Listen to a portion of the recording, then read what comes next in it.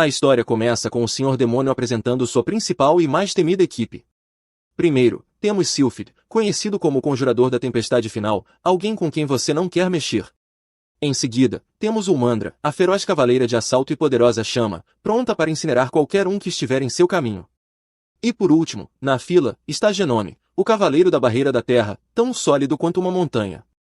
No entanto, há uma lacuna evidente na formação.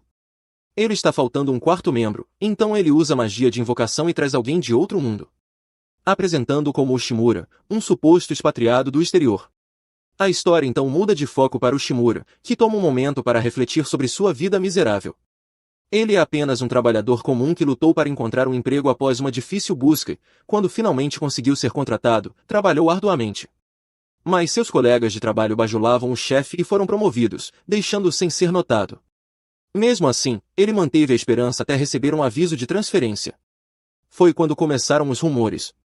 Seus colegas descobriram que ele estava sendo enviado para um maldito projeto de construção no exterior. Acontece que o gerente secretamente despejou essa bagunça nele. A onda de desespero o atingiu, pois esse projeto era notório por ser um cemitério de carreiras. Mas ele chegou no novo país de qualquer forma, tentando manter o otimismo, embora ele não tenha durado muito. O canteiro de obras estava uma bagunça, sem equipamentos adequados e os trabalhadores estavam desmotivados. Ele tentou conversar com eles, mas nada funcionou. Ele até entrou em contato com a empresa e pediu um orçamento maior para poder consertar a bagunça, mas foi recusado. Eventualmente, os trabalhadores o abandonaram, deixando-o sozinho no local. Mas ele não desistiu e decidiu enfrentar os problemas de frente, enfrentando-os um a um. Com o tempo, sua determinação fez os trabalhadores voltarem e começarem a ajudar. Agora, as coisas finalmente pareciam melhorar, até que ele recebeu outra ligação de sua empresa, dizendo que ele seria transferido novamente para outro país. Ele foi, mas dessa vez começou a questionar tudo. Qual era o propósito de todo esse esforço? Justo quando estava perdido em pensamentos, do nada, um scotercão, o fiel companheiro do caminhão de moedas, o atropela. A próxima coisa que ele sabe é que acorda em um mundo completamente diferente. Ele se pergunta onde diabos está, mas então ouve o Senhor Demônio chamá-lo pelo nome. Agora, o Shimura não pode deixar de se perguntar como essa figura temível poderia saber quem ele é.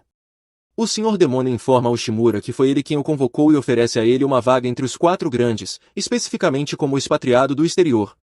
O Shimura fica confuso, perguntando-se por que um Senhor Demônio escolheria um homem fracassado como ele. É então que o Senhor Demônio começa a ler o histórico de trabalho de Ushimura. Ele revela que Ushimura foi transferido para o exterior após 5 anos com a sua empresa e lançou operações locais com sucesso, aprendendo um novo idioma e treinando a força de trabalho local. O Senhor Demônio acrescenta que sabia que Ushimura era o candidato perfeito assim que viu suas conquistas. Por um momento, Ushimura sente uma faísca de validação, pois faz com que alguém reconheça seu trabalho árduo, mas a ideia de trabalhar para um Senhor Demônio faz com que ele sinta que está caindo da escada humana, em vez de apenas da escada corporativa. O Senhor Demônio continua, tentando melhorar a oferta, explicando os benefícios do cargo de um dos 4 grandes. Ushimura receberia um salário generoso, benefícios completos e autoridade equivalente a um diretor em seu mundo. Ele até poderia escolher sua própria equipe e ter seu próprio escritório, mas Shimura não pode negar que esses termos são tentadores, especialmente para alguém acostumado a ser tratado como ninguém. Então, recusar tal oferta é difícil para um fracassado como ele. Ainda assim, o Senhor Demônio não o pressiona e até lhe dá a opção de retornar ao seu antigo mundo. Mas Shimura fica surpreso e impressionado com o fato de o Senhor Demônio realmente respeitar os direitos dos empregados. Quando é perguntado sobre sua decisão, o Shimura hesita, atormentado pelas lembranças de como seus empregadores anteriores o trataram. Ele confessa que nunca ninguém valorizou seu trabalho, o que deve significar que ele falhou constantemente em atender às expectativas. Ele conclui que não passa de lixo, indigno da oferta do Senhor Demônio, e pede para ser enviado de volta. Mas o Senhor Demônio o interrompe com um grito estrondoso, dispensando as mentiras tóxicas enviadas a ele por seus antigos chefes. Ele explica que eles não conseguiram ver o esforço e a diligência que o Shimura colocou em tudo, mas ele viu.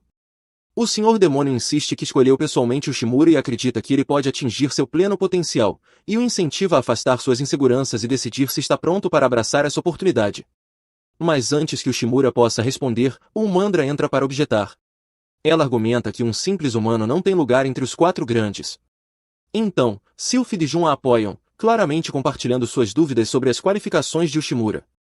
O Senhor Demônio decide que um teste é a única maneira de resolver a disputa e anuncia que o Mandra terá que provar seu valor, e se passar, ele se juntará oficialmente aos 4 grandes. Ele afirma com confiança que isso resolverá qualquer dúvida. O Mandra, ansiosa por um desafio, adora a ideia e se prepara para lutar com o Shimura diretamente. Ela menciona que os convocados de outros mundos devem ter poderes especiais, e sem esperar, lança um golpe com toda a sua força diretamente nele para testar suas habilidades. Mas o Mandra entra em pânico e congela de medo, e o Senhor Demônio rapidamente intervém para protegê-lo. O Mandra fica irritada e exige saber por que ele está protegendo esse fraco, e o Senhor Demônio aponta o óbvio: o Mandra já desmaiou pela pura onda de energia que ela liberou e ela nem sequer conseguiu acertar o golpe. Todos ficam chocados, tornando-se ainda mais convencidos de que ele não está à altura de se juntar aos 4 grandes. Então, o Mandra pressiona ainda mais, perguntando se o Shimura sabe usar magia ou tem algum poder único. O Senhor Demônio admite que o Shimura não tem, ele é apenas um humano comum. Essa revelação deixa o Mandra completamente perplexa, e ela se recusa a aceitar que um simples humano poderia algum dia estar entre os 4 grandes. Ela explica que o exército do Senhor Demônio é composto por espíritos malignos, demônios e demi-humanos, todos constantemente lutando pela supremacia. Como alguém como Shimura poderia sobreviver em tal caos? John intervém, apontando que, na verdade, são os demônios que causam a maior parte dos problemas, gerando uma discussão entre ele e o Mandra. A briga deles revela que John é um demi-humano, o que adiciona uma camada de tensão à situação. O Senhor Demônio reconhece as rixas internas em seu exército e concorda que o Shimura não é fisicamente robusto, mas esse não é o motivo de tê-lo convocado. Ele enfatiza que a verdadeira força de Shimura está em sua inteligência, não em seus músculos.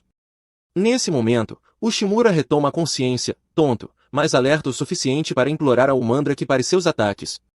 O Senhor Demônio o acalma, explicando que ele não foi convocado para combate, mas sim por suas habilidades estratégicas. Então, o Senhor Demônio estabelece o desafio: o exército demoníaco está tentando forjar alianças com raças vizinhas, como salamandras e lobisomens, mas as negociações com os minotauros chegaram a um impasse. Ele então diz que o teste de Ushimura será negociar com os minotauros e mostrar seu valor conquistando sua confiança para trazê-los ao exército demoníaco.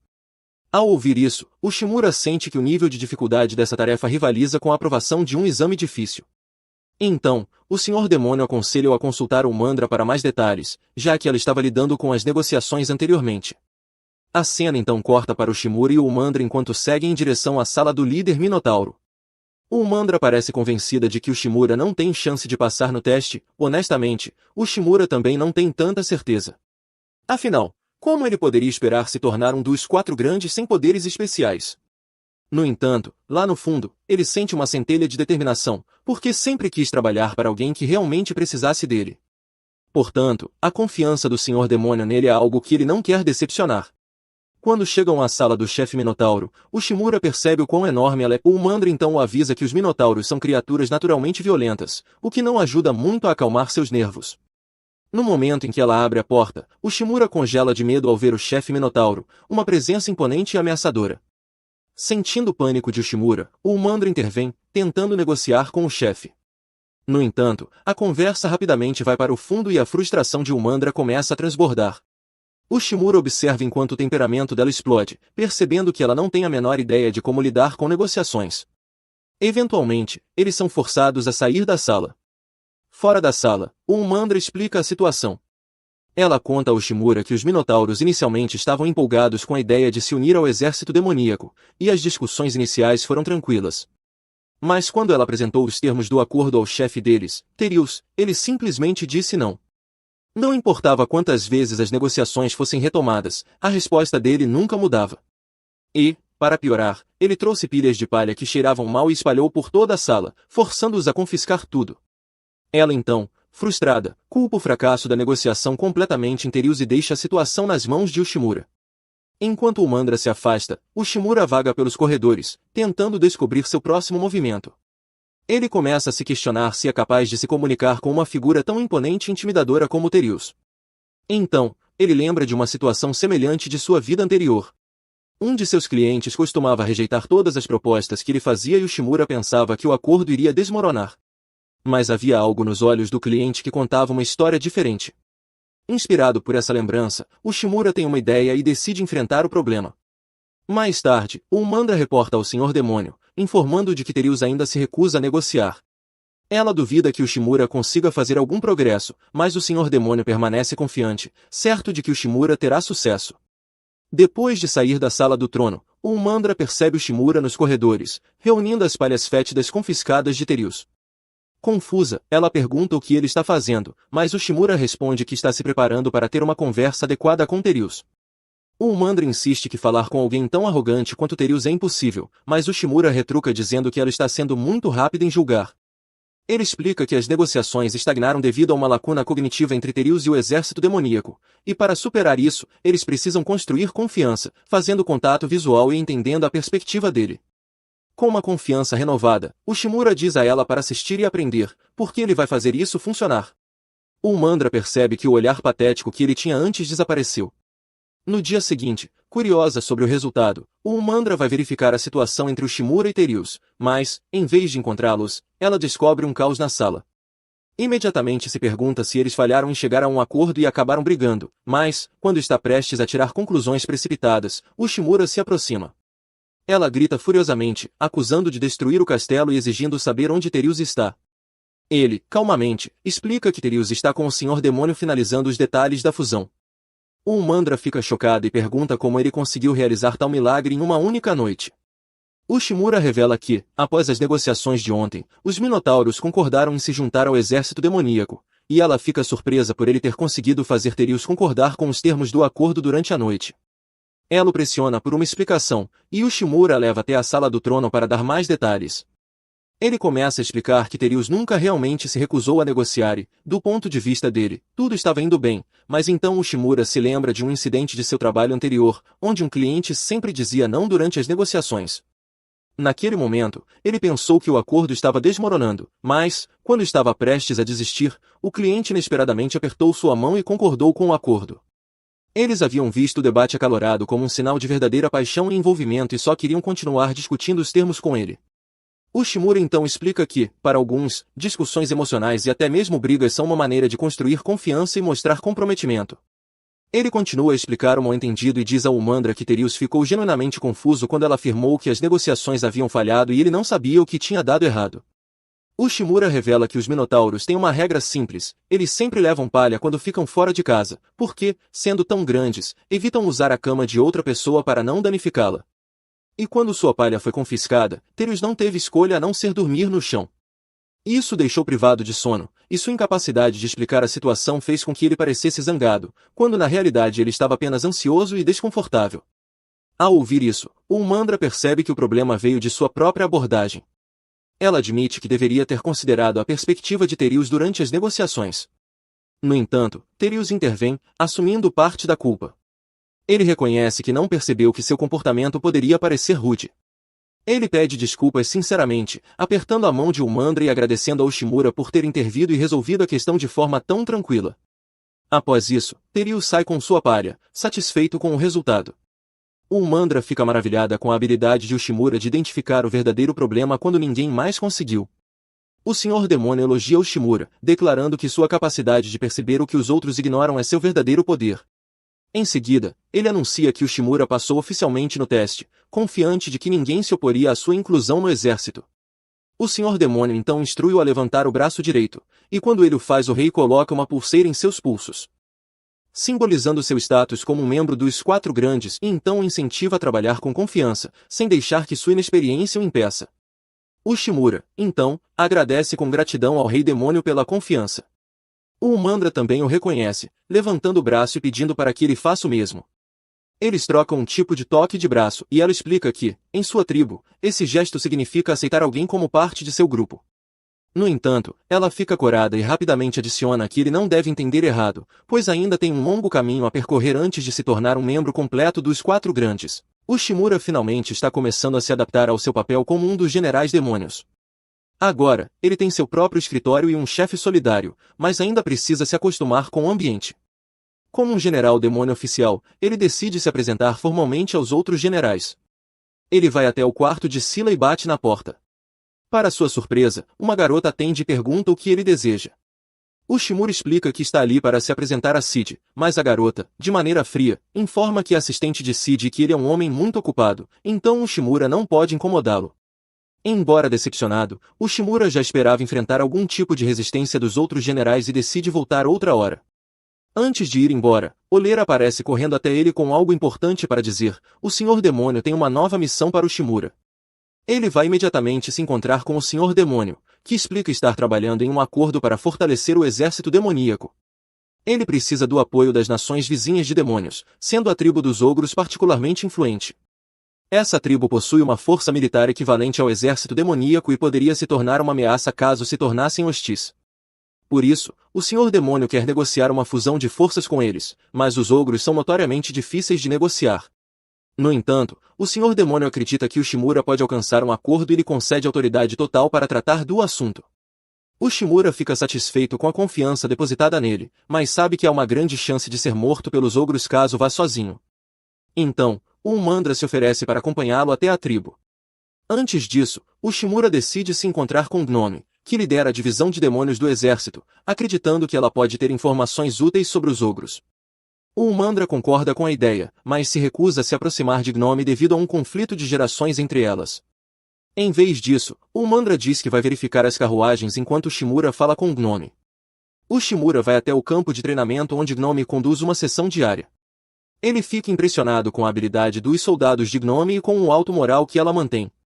Após o treinamento, Gnome se volta para o Shimura e pergunta o que ele deseja. Ele explica que busca informações sobre a tribo dos ogros. Gnome não sabe muito, mas avisa que o líder dos ogros, Obir, é notoriamente difícil de se conversar, o que tornará as negociações complicadas. Gnome também menciona que não quer trabalhar com o Umandra em nada, aumentando a tensão entre elas. Enquanto o Shimura tenta conversar, o Umandra aparece dizendo que já verificou as carruagens e veio buscá-lo. Ao ver Gnome, ela não consegue conter sua raiva, e as duas começam a discutir. O Shimura fica preocupado com o ódio mútuo entre o Umandra e Gnome. Finalmente, o Shimura e o Umandra chegam ao castelo dos ogros. Antes de entrarem, são parados no portão e informados de que precisam esperar pela permissão de Obir para entrar. O Umandra acha ridículo serem mantidos esperando.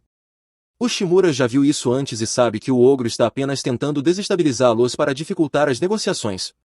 É por isso que é importante manterem a calma, mas o Umandra está prestes a explodir de raiva. Felizmente, antes que ela age impulsivamente, o assistente do ogro aparece e informa que eles podem entrar. Enquanto caminham, o Shimura percebe o quão desgastada está a armadura de Obir. Eventualmente, eles chegam à sala do trono e encontram Obir. Quando o Umandra tenta iniciar as negociações, ele a interrompe, mandando-a calar a boca. Ele diz que não se importa com o motivo de estarem ali e que nunca ouvirá o que tem a dizer, a menos que se rendam a ele. Nesse caso, ele pode até ouvir, mas apenas se eles concordarem em matar seu chefe, o Senhor Demônio. O Umandra não consegue acreditar no absurdo que acabou de ouvir e está prestes a perder o controle, mas o Shimura segura sua mão e a tranquiliza, lembrando-a de que é exatamente isso que Obir quer. O Shimura então se dirige a Obir com o tom mais educado possível, informando que ele e o Umandra terão uma breve conversa do lado de fora. Lá fora, o Umandra desabafa toda a sua raiva, amaldiçoando a existência de Obir por ousar dizer tais coisas. Ela está pronta para voltar e atacá-lo, mas o Shimura a acalma novamente, explicando que Obir está provocando intencionalmente para causar uma cena e, assim, sabotar as negociações. Dessa forma, ele pode evitar rejeitá-las diretamente e culpar o fracasso nos dois. Com essa explicação, o Umandra decide se acalmar, embora ainda esteja frustrada pelo insulto ao Senhor Demônio. O Shimura também está furioso, mas sabe que agir com raiva apenas prejudicaria suas chances de sucesso. Contudo, fica claro que Obir não está disposto a negociar, e parece não haver muito que possam fazer nesse ponto. Nesse momento, a mesma garota de antes aparece e se apresenta como Lulu, filha de Obir. Ela admite que pode parecer rude, mas tem um pedido: precisa da ajuda de Shimura e o Umandra para convencer seu pai. O Lulu os leva a uma sala vazia e explica que é o armazém de alimentos, que está completamente vazio.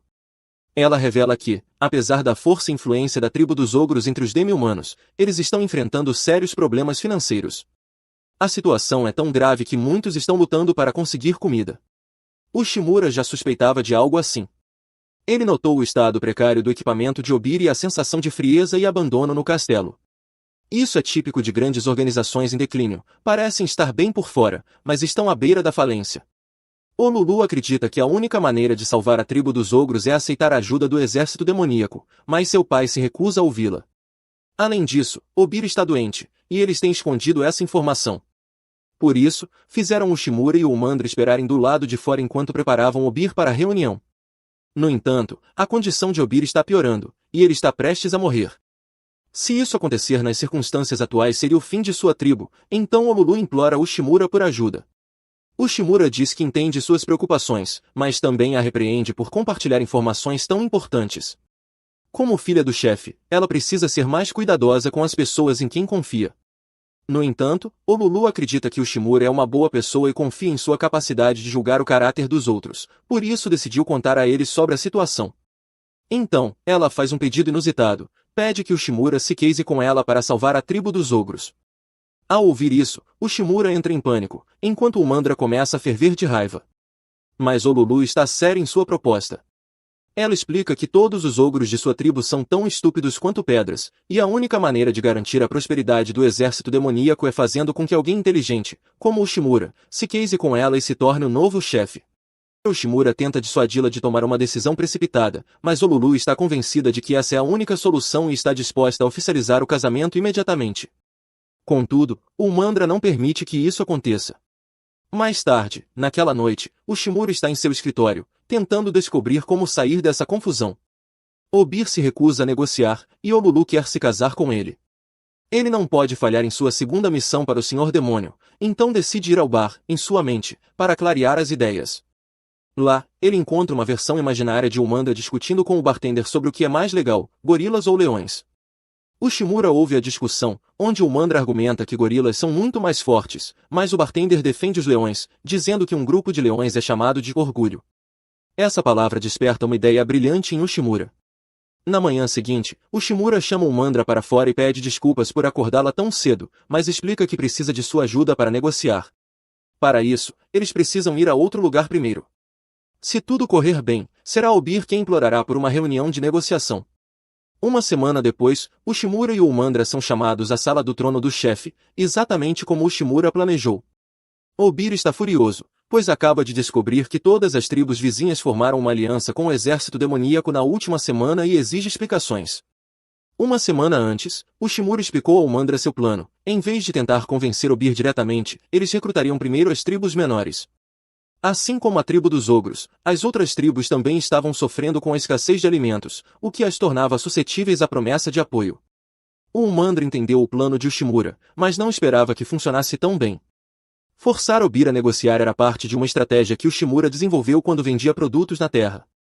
Ele explicou que, ao tentar abordar diretamente uma grande empresa, era frequentemente rejeitado. Então, ele começou a focar em empresas menores, oferecendo seus produtos a elas. Eventualmente, a grande empresa era forçada a procurá-lo para adquirir os produtos, evitando ficar para trás. Da mesma forma, ao convencer todos os demi-humanos vizinhos a se juntarem ao exército demoníaco, o chefe orgulhoso não poderia ignorar a situação. Agora, o Shimura finge que apenas ofereceu ajuda às tribos menores porque elas estavam lutando para sobreviver e precisavam do suporte do exército demoníaco. Ogar fica ainda mais irritado, pois nunca concordou com negociações. Tudo está saindo conforme o planejado, já que, com Ogar fora de controle, ele está muito mais suscetível às táticas de negociação de Ushimura. Ushimura então explica que não formou as alianças sozinho, pois contou com a ajuda de Olulu. Ogar não acredita que sua própria filha o trairia dessa forma, mas Olulu responde que era necessário para o bem da tribo dos ogros. Ela insiste que a única maneira de sair da situação atual é confiar na ajuda do exército demoníaco. Por mais que Ogar não queira admitir, os tempos mudaram, ele está velho e atualmente doente, e se eles quiserem sobreviver, precisam se unir ao exército demoníaco. Nesse momento, Ushimura intervém e oferece uma alternativa. Em vez de se juntar ao exército demoníaco, poderiam formar uma parceria igualitária. Na verdade, Ushimura acabou de inventar isso, pois o acordo continua o mesmo, mas ao apresentá-lo como uma parceria igual, o orgulhoso chefe ogro se mostra mais inclinado a aceitar. Como esperado, Ogar não parece se opor à ideia, mas pede alguns dias para pensar. Alguns dias depois, o Umandra entra correndo no escritório de Ushimura para compartilhar uma boa notícia. Ogar concordou com a aliança com o exército demoníaco. Isso é ótimo, mas Ushimura tem outras preocupações. O Senhor Demônio encarregou de escolher um assistente para si, então ele passou os últimos dias analisando candidatos. Ele gostaria de poder escolher o Umandra, pois ela é extremamente confiável. No entanto, o Umandra entende isso como uma espécie de declaração de amor e fica um pouco envergonhada. Nesse momento, outra pessoa bate na porta. Ushimura atende e encontra Lulu, que veio atuar como representante da tribo dos ogros na aliança com o exército demoníaco. Ela expressa sua imensa gratidão a Ushimura, já que seu pai se tornou muito mais diplomático desde o encontro. O Lulu afirma que está disposta a fazer qualquer coisa para mostrar sua gratidão, e Ushimura pergunta se ela gostaria de ser sua assistente pessoal. O Lulu aceita o cargo com entusiasmo, mas o Mandra, cheia de ciúmes, evita olhar para Ushimura e se lembra de que eles são rivais, então não pode ser amiga dele. Ushimura não entende por que o Mandra começou a agir de forma tão estranha, mas, apesar disso, as coisas têm ido bem para ele. O exército demoníaco cresceu consideravelmente no último mês. Contudo, com o crescimento vêm os riscos, e todos precisam estar atentos. Alguns dias se passam, e Ushimura está trabalhando em seu escritório quando o Lulu entra para informá-lo de que alcançou um acordo com a tribo dos ursos, como ele havia pedido. Contanto que Ushimura cumpra as condições deles, a tribo apoiará o exército demoníaco. Ushimura fica satisfeito ao ouvir que tudo correu bem, mas o Lulu também tem outra novidade. Ela soube que Ushimura será recompensado por todo o esforço que tem feito, e a cerimônia de premiação será realizada em breve. Ela promete contar mais depois do intervalo para o almoço. Ushimura não faz ideia do que será premiado, mas, considerando como o Senhor Demônio o trata, tem certeza de que será algo melhor do que uma festa com pizza. Nesse momento, o Mandra entra em seu escritório trazendo o almoço para eles compartilharem, como sempre fazem. Embora Ushimura goste de comer com o Mandra, ele odeia o fato de que a única comida disponível no exército demoníaco é uma papa insossa. Ushimura entende as limitações logísticas de alimentar um exército inteiro, mas ainda deseja que ao menos houvesse carne para acompanhar a papa. Quando o Mandra ouve suas reclamações, ela apresenta a solução perfeita. Se Ushimura quer carne, eles devem ir buscá-la diretamente na fonte. Apesar de não gostar da ideia de caçar só para comer carne, essa não é a única razão pela qual o Mandra o trouxe até ali. Ela recebeu um pedido das tribos demoníacas próximas para exterminar uma criatura mágica que vinha atacando a região. Até agora, 5 orcs foram mortos pela besta, algo que Ushimura considera terrível, mas o Mandra vê como algo natural. Os fracos são devorados pelos fortes. Normalmente, seria trabalho da tribo dos orcs lidar com essas ameaças, mas a criatura em questão é forte demais para eles derrotarem. Por isso, o Mandra decidiu cuidar disso. Enquanto investigam, ela nota cogumelos crescendo sob uma árvore. Descobre que todos os orcs atacados estavam colhendo esses cogumelos raros. Assim, concluem que a criatura deve estar acampada por perto. Mal precisam esperar, pois o javali aparece quase imediatamente. O Mandra ordena que Ushimura se esconda enquanto ela enfrenta o monstro. O Mandra salta no ar e golpeia o rosto do javali, forçando-o ao chão. Porém, em retaliação, o javali começa a lançar pedras com os chifres. O Mandra consegue desviar facilmente, mas Ushimura, em pânico, mal consegue se proteger. O javali avança, derrubando árvores, e se dirige direto para Ushimura. Antes que ele seja atingido, o Mandra acerta um soco no estômago da criatura. Embora seja claro para Ushimura que o Mandra é incrivelmente forte, seus golpes até agora não foram fatais. Em uma luta comum, isso não seria um problema, mas, neste caso, o objetivo é caçar a criatura. O que falta ao Mandra é poder de finalização. O javali continua atacando com suas presas afiadas, e um erro de um Mandra poderia ser fatal. Embora seus golpes causem trauma por impacto, isso não é suficiente. Ushimura percebe que ela precisa de uma arma, mas logo entende que o Mandra está se segurando. Ela evita usar todo o seu poder porque leva muito tempo para se recuperar dos efeitos. Porém, sem usar sua força máxima, ela não conseguirá vencer. Quando o javali tenta atacar novamente, o Mandra o detém com uma única mão. Poderia matá-lo com um soco naquele momento, mas isso estragaria a carne. Em vez disso, ela o levanta e quebra seu pescoço. Com o javali derrotado, o Mandra anuncia que agora podem comer carne, mas Ushimura já perdeu o apetite. Eles arrastam o corpo do javali até a vila dos orcs para mostrar que a ameaça foi eliminada. Os aldeões ficam extremamente gratos e impressionados com a força de Umandra. Enquanto Umandra aproveita os elogios, ela sugere que todos compartilhem a carne do javali, já que é raro ter tanta carne disponível. Os aldeões ficam animados, mas Ushimura mal consegue acreditar que eles estão dispostos a comer a carne de um javali que estava a um ciclo evolutivo de se tornar um vizinho perigoso. Ushimura fica ainda mais surpreso quando ouve Umandra dizer que ela mesma vai cozinhar a carne. Ele pergunta se ela está falando sério, e Umandra oferece uma prova de sua iguaria caseira. Inicialmente, Ushimura fica animado, já que Umandra faz soar como algo delicioso. Mas, quando pergunta como ela pretende cozinhar, Umandra simplesmente lança uma bola de fogo na carne. O resultado é um pedaço de carne carbonizado, e a expressão de Ushimura deixa claro que é puro lixo. O Umandra insiste para que ele experimente, dizendo que é melhor do que parece, mas quando Ushimura dá uma mordida, o gosto é tão ruim quanto a aparência. É como se tivessem despejado piche quente em sua boca, ele preferiria passar fome a comer outro pedaço. O Umandra acha rude Ushimura criticar sua culinária, mas ele retruca que é ainda mais rude chamar aquilo de comida. Ushimura, já lidando com o choque cultural de viver em um novo mundo, não consegue suportar mais isso e pede para assumir a cozinha a partir de agora.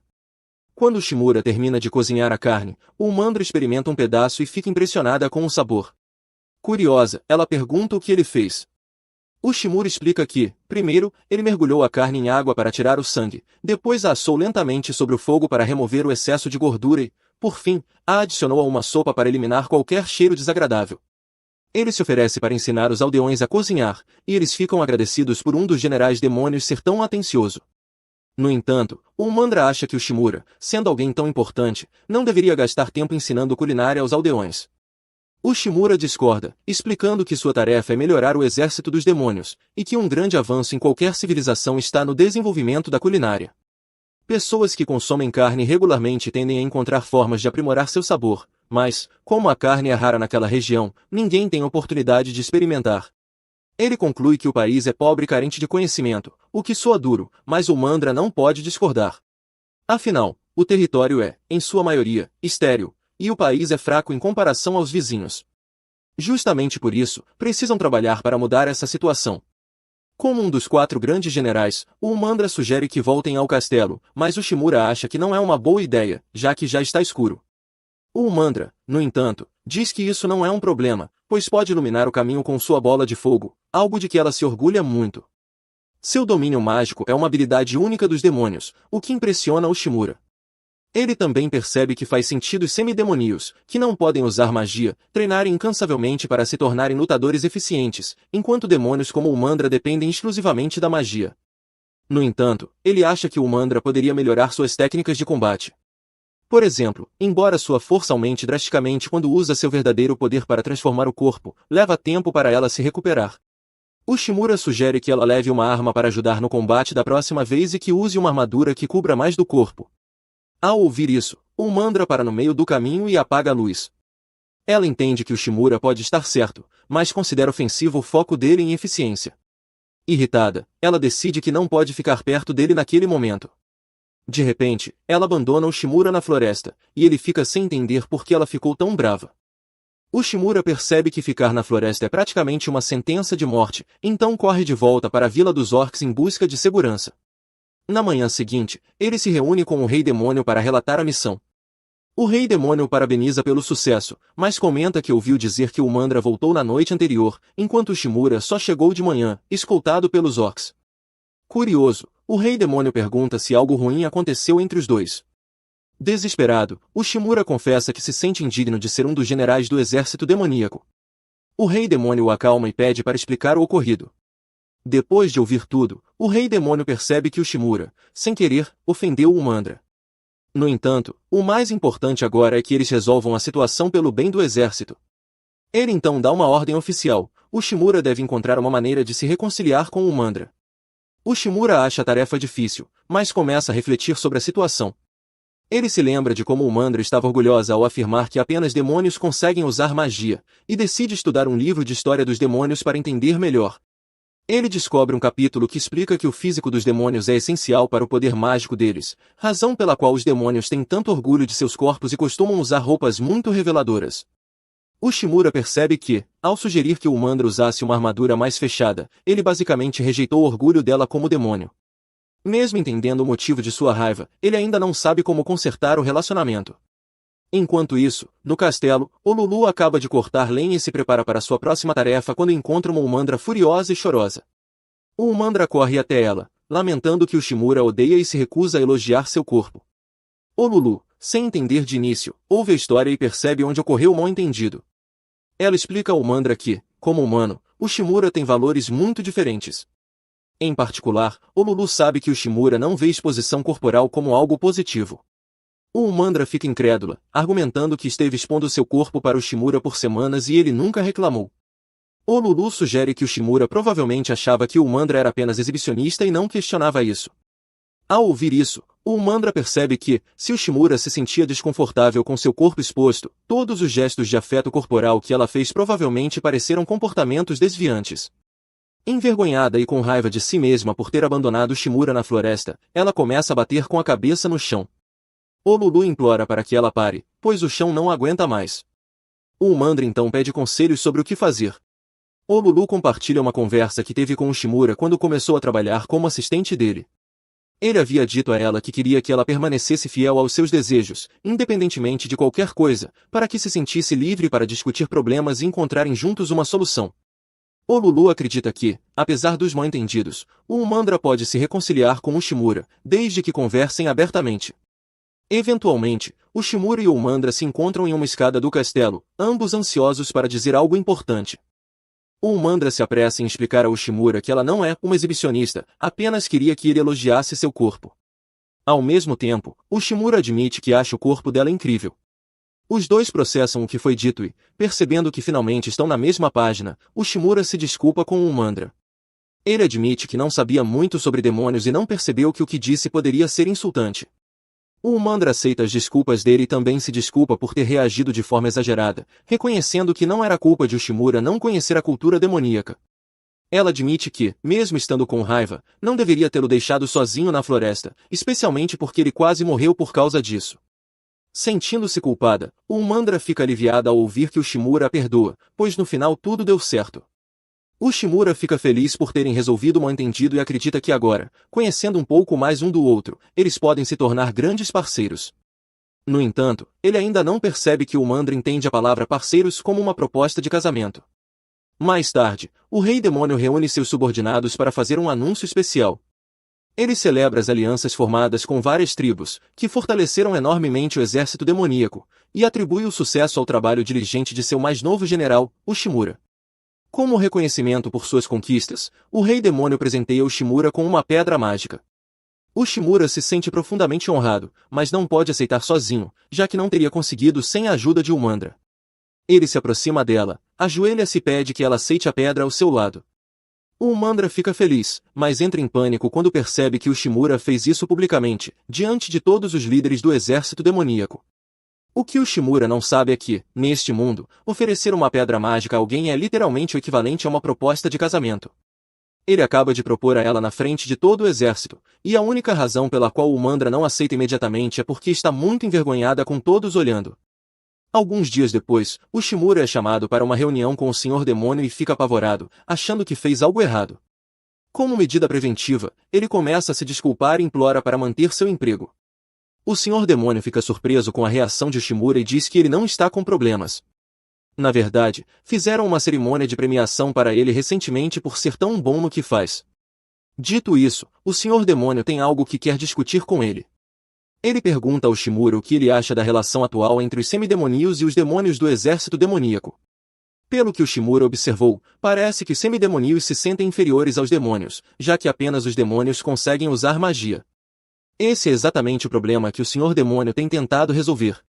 Ele pede ao Shimura que encontre uma maneira de permitir que todos usem magia, pois assim os semidemonios poderão se equiparar aos demônios. O Shimura acha que é um bom plano, mas vê um grande problema: ele mesmo não consegue usar magia, então como poderia encontrar uma solução para que todos pudessem usá-la? O Senhor Demônio percebe que é uma tarefa desafiadora, mas por isso ele presenteou Shimura com uma pedra mágica, dando-lhe total autoridade para decidir como utilizá-la para cumprir a missão. No entanto, ele não poderá fazer isso sozinho, então o Senhor Demônio designou um especialista em magia para ajudá-lo. O especialista é Silid, e o Senhor Demônio garante ao Shimura que Silid é muito competente com magia. Porém, avisa que o Shimura deve ser cuidadoso, pois Silid pode ser extremamente difícil de lidar. O Shimura afirma que entendeu e deixa a sala do trono do Senhor Demônio para procurar Silid. Enquanto isso, o Mandra observa escondida atrás de uma grade. Ela tem espionado Shimura sempre que pode nos últimos dias, tanto por curiosidade sobre o progresso de seu trabalho quanto por ainda estar animada com a proposta de casamento que o Shimura fez há poucos dias. O Shimura chega ao quarto de Silid e bate na porta. Quem atende é Belinda, que informa que Silid não está no momento e que ele terá que voltar mais tarde. Ela tenta fechar a porta, mas o Shimura coloca o pé na entrada, insistindo em entrar de qualquer forma. O Umandra vê tudo isso e começa a ficar irritada, achando que o Shimura está flertando com outra mulher depois de já ter proposto o casamento a ela. Dentro do quarto de Silid, Belinda tenta convencer o Shimura a ir embora, dizendo que Silid não está lá. Mas ele não acredita, pois sabe que Belinda, na verdade, é Silid disfarçada. Belinda tenta negar, mas o Shimura tem 2 motivos para acreditar que ela está mentindo.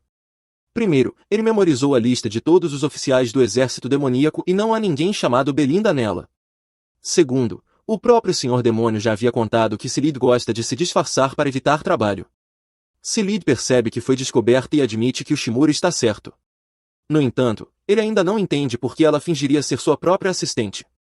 Silid explica que, se todos soubessem sua verdadeira identidade, a sobrecarregariam de tarefas, e ela odeia trabalhar. Mesmo assim, o Shimura tem algo importante para discutir com ela, então pede que reserve um tempo para falar sobre ferramentas mágicas. Contudo, Silid se recusa categoricamente a ajudar. Ela não faz nada que exija esforço, mesmo sob ordens diretas do Senhor Demônio. Além disso, ela já criou algo parecido no passado e não vê razão para recriar agora. O Shimura não fazia ideia de que Silid havia tentado criar ferramentas mágicas anteriormente. Como ele demonstra interesse, Silid decide mostrar sua invenção. Ela pega um objeto e informa que ele é feito de uma base mineral que facilita a passagem de magia, com camadas de pedras mágicas no topo. Com essa configuração, o objeto pode lançar todos os tipos de magia, exatamente o que o Shimura procura. Ele pergunta a Silid se pode obter permissão para produzir isso em massa. Silid responde que ele é livre para fazer o que quiser, mas o protótipo custou 50 milhões para ser produzido. Portanto, ele precisará de um esquema financeiro incrível para viabilizar a produção em massa. O dispositivo exige pedras mágicas de alto nível para ser fabricado, o que naturalmente o torna caro. O Shimura fica chocado ao saber o custo e entende por que Silid nunca colocou a invenção em produção. No entanto, ele não se deixa abater e pergunta se seria possível reduzir o número de feitiços que o dispositivo pode lançar. De acordo com Silid, o dispositivo requer pedras mágicas de alto nível para lançar vários tipos de magia. O Shimura sugere limitar o dispositivo a apenas um feitiço. Silid fica intrigada, pois nunca tinha pensado nisso, e após refletir, confirma que limitar o dispositivo a um único feitiço reduziria significativamente o custo, permitindo o uso de pedras mágicas de baixo nível na produção. Ela fica impressionada com a ideia de Ushimura, que teve a sugestão tão rapidamente. Por coincidência, ele tem uma pedra mágica em mãos e pergunta se ela seria suficiente. Silid começa a se interessar pela ideia e, como já possuem todos os materiais necessários, decide começar a trabalhar imediatamente. Porém, ela precisa de um assistente, então arrasta o Shimura para seu porão, sem planos de deixá-lo dormir naquela noite. Enquanto isso, fora do quarto de Silid, o Umandra começa a suspeitar e se pergunta o que o Shimura poderia estar fazendo com outra mulher tão tarde da noite.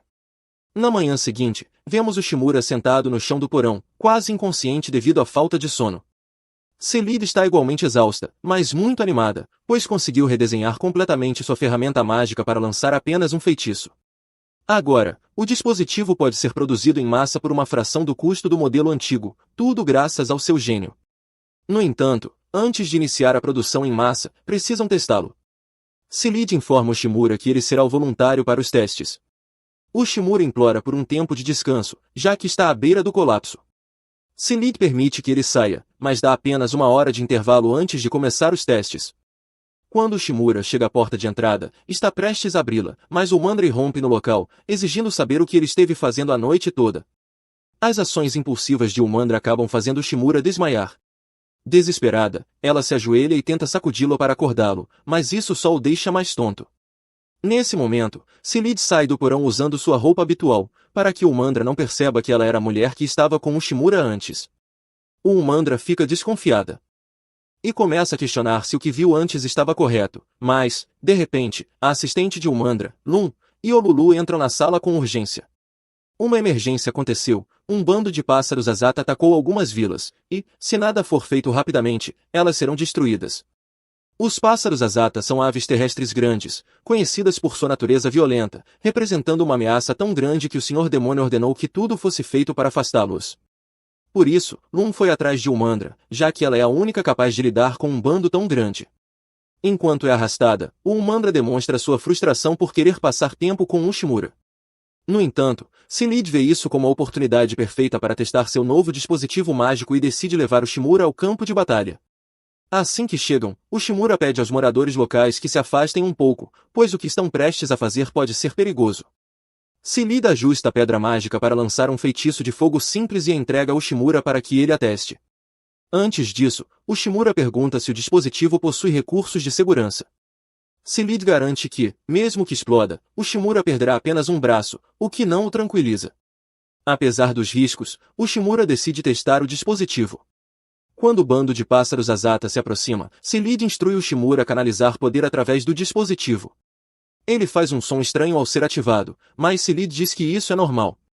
Ela orienta o Shimura a imaginar que o dispositivo é uma extensão de seu corpo e a deixar a energia fluir até acumular em sua mão direita. Seguindo as instruções, o Shimura consegue formar uma bola de fogo na mão, ficando surpreso por finalmente usar magia. Com o sucesso da primeira fase, Seelid ordena que o Shimura comece a atacar os pássaros. Ele lança uma bola de fogo em um dos pássaros, obliterando-o encorajado. O Shimura continua lançando bolas de fogo, sentindo-se poderoso pela primeira vez desde que chegou a este mundo. No entanto, esse sentimento não dura muito, pois o dispositivo queima e deixa de funcionar. Quando um dos pássaros está prestes a atacá-lo, Seelid cria uma barreira ao redor de Ushimura, protegendo-o.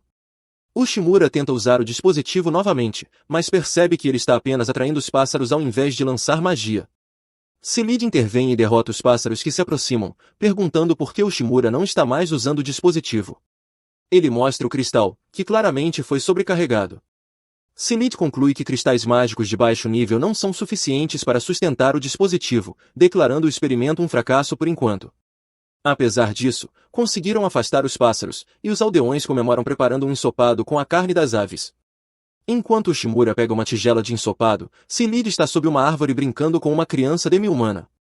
Surpreso, Ushimura comenta que sempre achou que todos os demi-humanos fossem fortes, mas não sabia que alguns poderiam ser tão frágeis.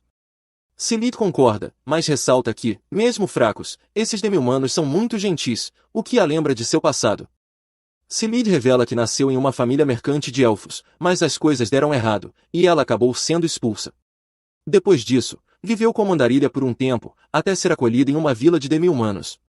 Esses demi-humanos foram extremamente gentis com ela, mas, por não possuírem habilidade mágica, viviam em condições de pobreza. Seelid queria ajudá-los e decidiu criar um dispositivo que permitisse que eles usassem magia. No entanto, ao longo do caminho, se distraiu e perdeu de vista o objetivo original de sua pesquisa. Seelid se vira para Ushimura e declara que seu objetivo como pesquisador é ajudar as pessoas, e que precisam fazer o projeto dar certo, especialmente porque é provável que mais pássaros ataquem a vila novamente. Ushimura reflete por um momento e tem uma ideia brilhante. Ele pergunta a Seelid se ela consegue produzir mais dispositivos mágicos até a manhã seguinte. Como os designs já estão prontos, não demoraria muito para fabricar mais, embora Seelid não consiga fazer melhorias sem suas ferramentas. Ushimura assegura que melhorias não são necessárias, pois o plano funcionará com o design atual. Na manhã seguinte, Ushimura e Seelid partem para enfrentar o bando de pássaros que avança em direção à vila. Antes que os pássaros se aproximem, Ushimura ativa os dispositivos mágicos que havia instalado no chão com antecedência. O som perturbador dos dispositivos sendo ligados ao mesmo tempo assusta os pássaros, que desistem de atacar a vila e fogem. O melhor de tudo é que, como nenhum feitiço foi lançado, as pedras mágicas nos dispositivos durarão muito tempo, garantindo a proteção de vilas remotas com baixo custo. O Senhor Demônio fica extremamente satisfeito com a inovação que os dois alcançaram. Ele os elogia e ordena que Seelid inicie a produção em massa dos dispositivos mágicos, para que sejam distribuídos a todas as vilas necessitadas. Algum tempo depois, Ushimura encontra Seelid para agradecer por sua ajuda, pois jamais teria conseguido alcançar aquele resultado sozinho. Da mesma forma, Seelid agradece a Ushimura por reacender sua empolgação com a pesquisa e por lembrá-la de que seu trabalho é para ajudar as pessoas. Ela está profundamente grata e promete que, se ele precisar de ajuda no futuro, pode procurá-la. Antes de partir, Seelid entrega a Ushimura um dispositivo mágico que fez especialmente para ele. Enquanto os outros suportavam até 10 feitiços no máximo, este suporta pelo menos 30, garantindo que ele tenha uma ferramenta confiável caso enfrente perigo. Motivado, Ushimura retorna ao seu escritório, mais determinado do que nunca a colocar sua papelada em dia.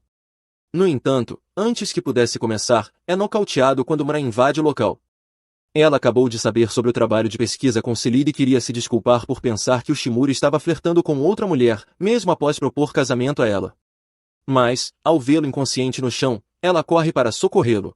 Mais tarde, o Shimura convida o Mandra para um passeio de compras, e o Mandra fica tão nervosa com isso que vai até o Lulu para pedir conselhos.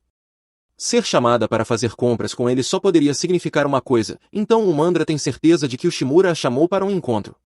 Como esse é o caso, ela planeja usar um visual usado para impressioná-lo e pretende vestir apenas um biquíni para exibir o máximo possível do seu corpo.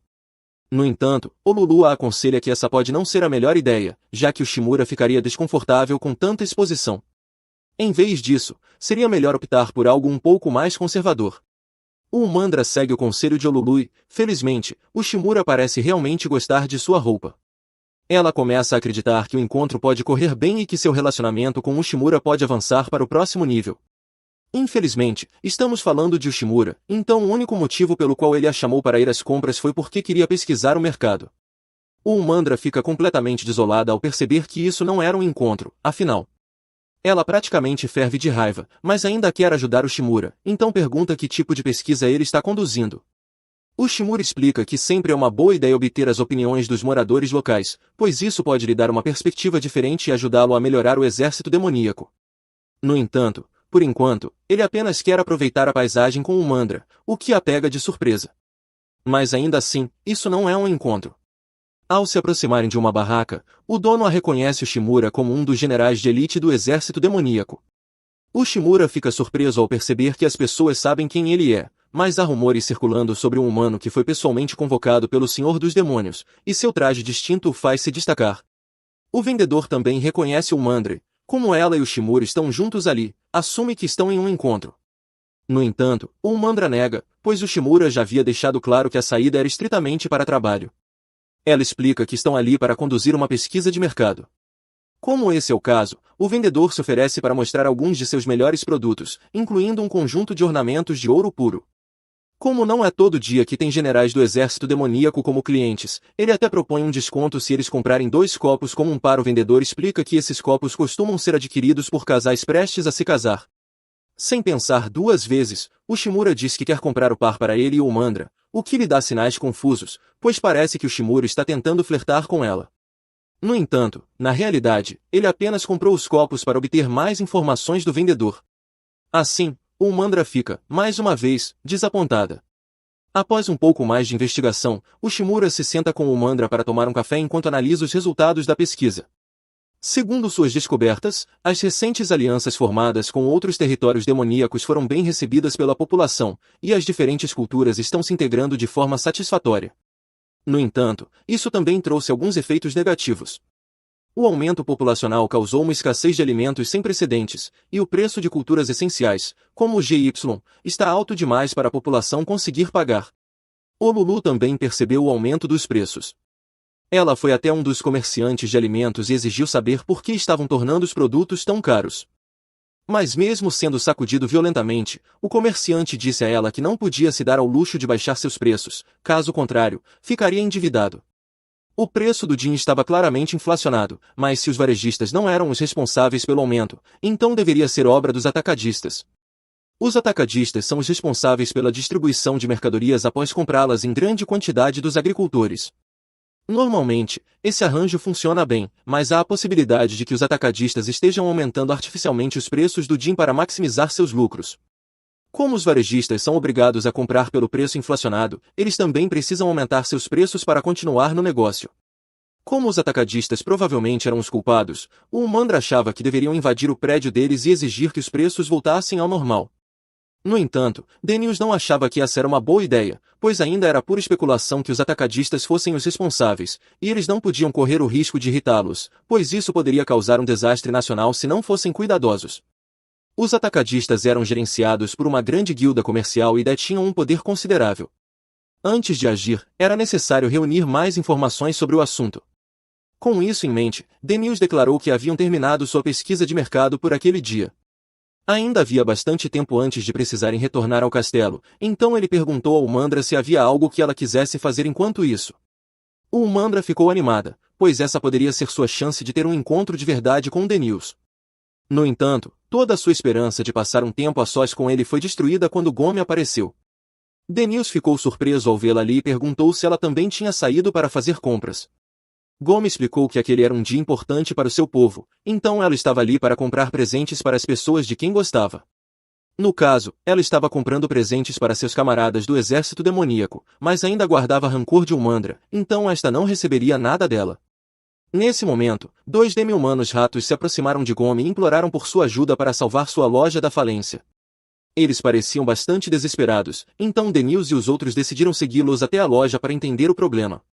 O casal de ratos explicou que mantinham a loja há anos e vendiam um alimento chamado Shimu, mas, ano após ano, suas vendas estavam caindo, e eles já vinham lutando para manter o negócio aberto há algum tempo. Recentemente, foram abordados por um grande comerciante chamado Bua Galian, que fez um pedido enorme, alegando que poderia obter um bom lucro revendendo Shimu, já que o Din estava muito caro ultimamente. O casal ficou encantado com a notícia e trabalhou incansavelmente durante a noite, usando até o último ingrediente que tinham para atender ao pedido de Bua Galian. No entanto, naquela manhã, quando ele deveria buscar a encomenda, repentinamente desistiu do negócio e disse que não estava mais interessado. Agora, o casal estava preso com uma quantidade massiva de produtos não vendidos, e se não fizessem algo rapidamente, iriam à falência devido ao dinheiro que desperdiçaram. O problema era sério, mas Gomi não conseguia pensar em uma solução, então recorreu a Denils, pois tinha ouvido falar que ele era um bom solucionador de problemas. Ela perguntou se ele tinha alguma ideia para ajudar o casal a salvar sua loja. Felizmente, com as informações que reuniu no mercado naquele dia, Denils disse que tinha a solução perfeita. Gomi perguntou se ele tinha certeza de que conseguiria resolver a situação, e Denils garantiu que seu plano daria certo, dizendo que poderiam deixar tudo com ele. O primeiro passo no plano de Denils era fazer com que o casal verbalizasse seu objetivo, então ele pediu que eles esclarecessem o que queriam alcançar. Como o produto expirava em um dia, isso significava que tinham que vender todas as 300 porções que o casal havia preparado até o fim do dia. Denki experimentou um pouco do Shimu mais cedo e percebeu que era bem semelhante ao mochi do Japão. No entanto, faltava um elemento essencial. Assim como o mochi, o Shimu não tinha um sabor distinto por si só, o que permitia que fosse combinado com vários acompanhamentos e temperos para torná-lo mais interessante. Agora, a única coisa a fazer era decidir qual sabor adicionar ao Shimu. Para isso, Denki perguntou ao casal sobre sua base de clientes. Eles responderam que, por ser um alimento tradicional, o Shimu não era muito popular entre os jovens e, atualmente, até os mais velhos estavam perdendo o interesse. Para ser honesto, o casal entendia o motivo, pois eles mesmos estavam cansados do sabor sem graça. O Umandra não podia acreditar que eles ainda escolhiam vender Shimu quando nem ao menos gostavam mais dele, mas isso não vinha ao caso. O tempo estava se esgotando antes que o Shimu estragasse. Denis sugeriu que dividissem o trabalho. Ele e o casal ficariam ali para pensar em boas combinações de sabor para o Shimu, enquanto mandaria os outros até as lojas que ele anotou em sua lista para pedir ajuda com o plano. Depois de reunir tudo o que precisavam, o Shimura foi ao mercado levando um tambor para atrair a atenção das pessoas. Ele anunciou que aquele dia era o dia de Ruia e convidou todos a participarem das festividades que havia preparado. A multidão parecia intrigada, pois a celebração parecia divertida, mas ninguém sabia o que significava o dia de Ruia. Então, o Shimura começou a explicar. Pelo que ele aprendeu, o feriado era baseado em uma antiga lenda sobre uma bela jovem e um homem que vendia Shimu. Certo dia, os dois se encontraram no mercado e se apaixonaram instantaneamente. No entanto, um homem poderoso queria tornar a jovem sua esposa. Como ela claramente não estava interessada na proposta do rei, ele ficou enciumado e proibiu a moça de ver seu amado novamente. Mesmo assim, os dois continuaram a se encontrar às escondidas, e sob o céu estrelado, comeram Shimu juntos enquanto desejavam poder viver livremente, sem precisar se esconder. Foi então que os céus ouviram suas preces e os levaram para o céu noturno, onde puderam viver felizes para sempre. Essa lenda é a base do festival de Ruia e disse que, se você trocar Shimu com alguém que ama e comerem juntos, seu desejo pode se tornar realidade. A multidão ficou fascinada com a história de Ushimura e quis comprar Shimu para experimentar a tradição. Coincidentemente, o Shimura conhecia um casal que tinha uma grande quantidade de Shimu disponível. A maioria das pessoas via o Shimu como algo sem graça e sem sabor, mas, depois de um brainstorming contuso, o casal conseguiu mudar isso e criou novas e empolgantes variações do produto. As pessoas começaram a comprar Shimu em grande quantidade. Embora o Mandra confiasse que o Shimura encontraria uma solução, ela ainda ficou surpresa ao ver que ele conseguiu convencer tantos jovens a comer um lanche tradicionalmente consumido apenas pelos mais velhos. O Shimura explicou que, quando a popularidade de um produto começa a cair, é possível revitalizá-lo mudando o público-alvo. Durante a pesquisa de mercado, ele percebeu que havia um grande número de jovens e suas famílias no mercado. Quem melhor para atrair do que esse novo público com uma estratégia de marketing renovada e novos sabores? O Shimura não se surpreenderia se o Shimu se tornasse um sucesso novamente. O Shimu se tornou o item mais vendido do mercado da noite para o dia. Na verdade, o Shimura já está pensando em planos para abrir lojas em cadeia e expandir para o exterior a fim de aumentar os lucros, mas Alondra logo o tira de seu frenesi empresarial. Mais tarde naquela noite, quando a multidão começa a se dispersar, o Shimura e Mundra vão encontrar o casal, que não consegue agradecer o suficiente pela ajuda, pois conseguiram vender todo o estoque graças a eles. O Shimura diz para não se preocuparem, pois o sucesso deles não foi apenas por causa dele, mas também pelo trabalho árduo do casal, pela ajuda de Mundra e até de Gomi. Naomi pode ter saído no início, mas, durante o dia, o Shimura ouviu de alguns demi-humanos que Naomi havia recomendado a loja a eles, então ela deve ter espalhado a notícia sobre o Shimu para ajudá-los. Ainda assim, para demonstrar gratidão, o casal oferece um prato de Shimu para o Shimura e Alondra compartilharem, e o Shimura aceita com prazer.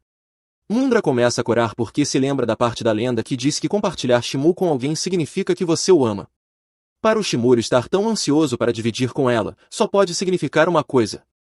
Ela tenta não criar expectativas muito altas, mas então o Shimura tira as taças de casamento que comprou mais cedo e diz que quer dar uma delas para Alondra. A evidência de que ele quer se casar com ela é esmagadora neste ponto, então Mundra pergunta o que ele pretende desejar enquanto compartilham o Shimu. Sem hesitar, o Shimura responde que deseja o sucesso de seu próximo projeto, deixando Mundra mais uma vez desapontada. Mais tarde naquela noite, o Shimura vai se encontrar com o Senhor Demônio, pois tem algo importante para discutir com ele. Durante sua pesquisa de mercado, ele descobriu muitas informações úteis, mas, mais notavelmente, encontrou alguns ornamentos dourados à venda. Esses ornamentos vêm de uma nação vizinha conhecida como País Dourado, devido às suas abundantes minas de ouro. Se o Senhor Demônio pretende expandir o exército demoníaco, o Shimura sugere que eles estabeleçam laços comerciais com o País Dourado. O Senhor Demônio acha essa ideia excelente e diz que iniciarão as negociações comerciais o mais rápido possível, já sabendo exatamente o que oferecer em troca. Ele pega um dos dispositivos mágicos e diz que os trocarão com o País Dourado. No entanto, o Shimura não acha que isso seja uma boa ideia, já que os dispositivos mágicos são uma tecnologia exclusiva do exército demoníaco e não deveriam ser vendidos tão facilmente. No entanto, o Senhor Demônio vê a situação de outra forma. Não importa o que façam, a tecnologia acabará sendo roubada por forasteiros ou replicada, mas algo que não pode ser copiado são as pessoas. Contanto que o Senhor Demônio tem indivíduos talentosos, como seus 4 generais, ao seu lado, ele tem certeza de que serão capazes de criar dispositivos mágicos ainda mais poderosos no futuro. Ele dá ao Shimura permissão para cuidar de todas as negociações sobre o assunto, mas também o alerta para ter cuidado, pois o rei do País Dourado é um homem formidável. O dia logo chega para o Shimura iniciar as negociações, e ele está se preparando para viajar para o Reino Dourado para se encontrar com o rei.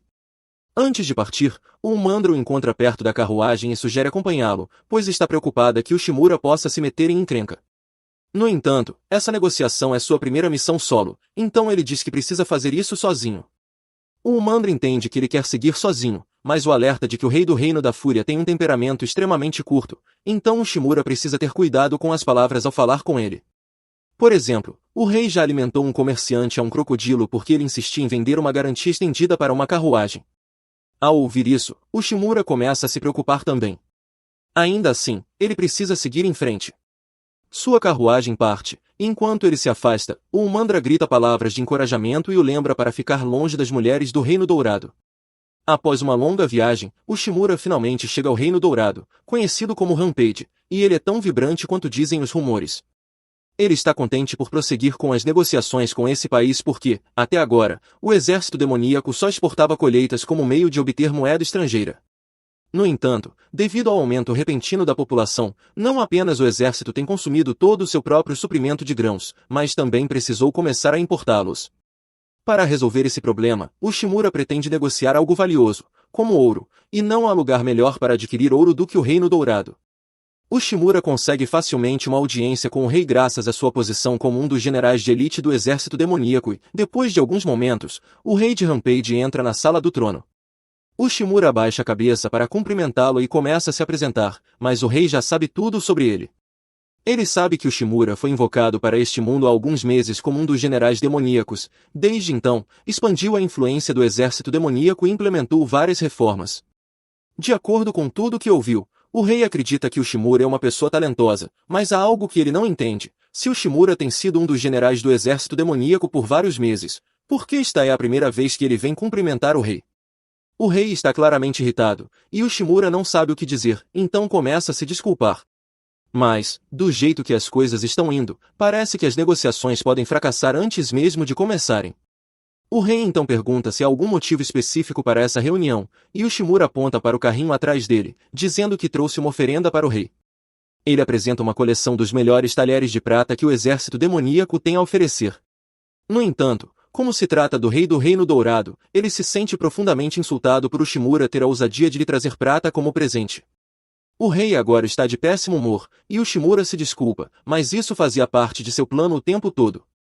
Ele então retira um dispositivo mágico e diz que irá oferecê-lo como um pedido de desculpas, já que o rei não ficou satisfeito com a prata. Inicialmente, o rei não fica impressionado com o dispositivo, pois ele claramente foi feito com uma pedra mágica de baixo nível. No entanto, embora isso seja verdade, o Shimura informa ao rei que este dispositivo mágico é capaz de afastar bestas mágicas. É uma invenção original do exército demoníaco, sendo impossível encontrá-lo em qualquer outro lugar. E o Shimura sabe muito bem que o Reino Dourado tem um certo problema com bestas mágicas em suas terras. O rei não nega essa informação, então o Shimura explica como ele ouviu falar dos golems de pedra que aterrorizam as minas, interrompendo o trabalho dos mineiros e forçando o rei a contratar uma força de defesa especializada para as minas. No entanto, com esses dispositivos mágicos, ele poderia eliminar completamente a necessidade dessa força de defesa, garantindo a segurança dos mineiros e aumentando a produtividade. Ele então mostra ao rei uma pequena coleção de rosmarines e diz que esses serão sua oferta para hoje, mas, se o rei achar útil, poderá comprar mais do exército demoníaco. O rei acha a proposta de Shimura intrigante e definitivamente gostaria de comprar mais, mas somente se o Shimura puder provar que o que disse sobre os dispositivos mágicos é realmente verdade. Com um estalar de dedos, as luzes se apagam e o crocodilo de estimação do rei é solto bem ao lado de Ushimura. Se o Shimura estiver falando a verdade sobre os dispositivos mágicos, o rei acredita que ele não terá problemas para afastar o crocodilo. Esse é um teste aterrorizante, e o Shimura está internamente apavorado, mas confia no desempenho dos dispositivos mágicos. Assim, ele segura um dos dispositivos e o ativa para assustar o crocodilo. O dispositivo funciona, mas, ao se afastar de Ushimura, o crocodilo vê o rei e decide ir atrás dele em vez disso. Ushimura percebe isso e tenta usar um dos dispositivos para lançar uma bola de fogo no crocodilo, mas, no fim, sua ajuda não foi necessária, pois o rei facilmente elimina o crocodilo, reduzindo-o a cinzas. O rei fica impressionado com a eficácia dos dispositivos mágicos, mas também com Ushimura como pessoa. Embora Ushimura seja um plebeu, ele tem a coragem de se colocar diante do rei como um igual. Ele é talentoso em negociações e imediatamente agiu ao pensar que a vida do rei estava em perigo. O rei passa a gostar dele e decide comprar os rosmarines do exército demoníaco. Como pagamento, ele coloca 3 barras de ouro diante de Ushimura. Com essa quantia, Ushimura diz que o exército demoníaco pode preparar 200 unidades no próximo mês. No entanto, o rei é um homem impaciente e exige que as unidades sejam entregues em apenas uma semana. Como compensação pelo prazo reduzido, ele oferece várias toneladas de ouro. As negociações foram bem-sucedidas, mas criar 200 unidades em uma semana será um grande desafio. Ushimura pergunta a Silith se há alguma maneira de fabricar essa quantidade a tempo, mas ela diz diretamente que é impossível. Eles começaram a produzir os rosmarines em massa recentemente, mas fabricar tantos em apenas uma semana é irrealista.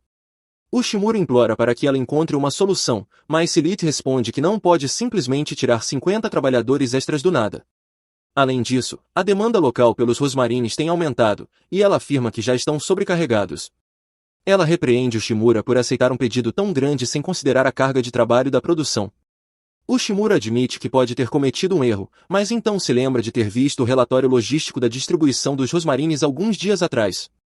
Segundo o relatório, a prioridade foi dada às áreas com problemas de feras mágicas, então a demanda geral pelos rosmarines deveria estar relativamente baixa.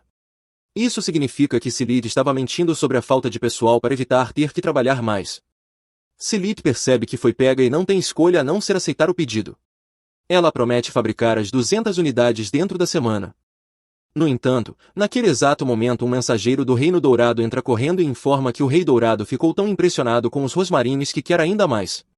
Assim, o pedido inicial de 200 unidades agora será de 300.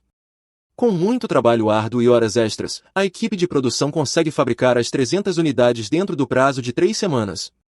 Agora que atingiram a cota, o Shimura finalmente pode relaxar. O Lulu o parabeniza por conseguir cumprir o pedido, mas aproveita para perguntar quanto o Shimura vendeu os rosmarines. Ele responde que conseguiu fazer o Rei Dourado pagar 50 mil moedas por cada unidade, totalizando 150 milhões pelas 300 unidades encomendadas. O Lulu mal pode acreditar que o Shimura realmente conseguiu convencer o Rei Dourado a pagar esse valor, mas tudo foi graças a uma estratégia psicológica cuidadosamente planejada. Como os dispositivos ainda eram desconhecidos, poderiam definir o preço que quisessem. Para estabelecer o valor dos rosmarines, o Shimura primeiro ofereceu alguns bens caros como presentes para o rei. Ele propositalmente escolheu talheres de prata, esperando que o Rei Dourado ficasse irritado. No entanto, mesmo que ele rejeitasse os talheres, ainda reconheceria que eram bens valiosos. Dessa forma, quando o Shimura apresentou os rosmarines, eles pareceriam automaticamente extremamente valiosos. O Lulu não fazia ideia de que o Shimura era capaz de algo assim, mas fica impressionada. Ela pergunta se ele planejou receber tantos pedidos, mas essa parte foi uma surpresa para ele.